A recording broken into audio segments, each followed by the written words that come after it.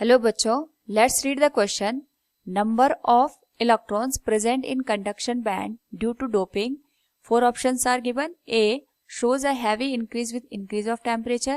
B shows a heavy decrease with increase of temperature. C independent of change in ambient temperature.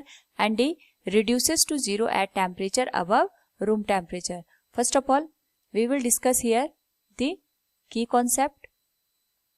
और यहाँ पे जो की concept है that is doping in semiconductor.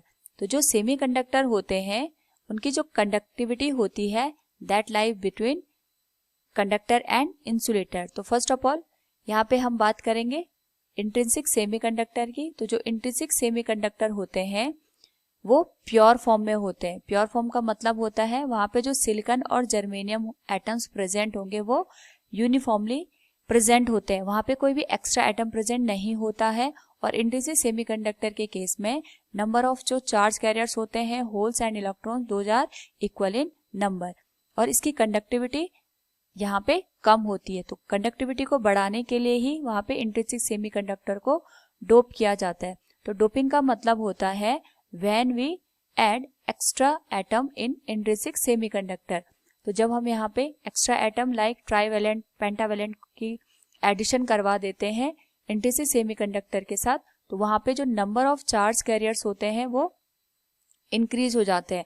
और यहाँ पे अगर number of charge carriers increase हो जाते हैं उस पर्टिकुलर केस में जो कंडक्टिविटी है दैट विल ऑल्सो इंक्रीज. तो अगर हम इसको एनर्जी बैंड थ्योरी के हिसाब से समझे, यहाँ पे आ गया ये कंडक्शन बैंड और यहाँ पे आ गया वैलेंस बैंड.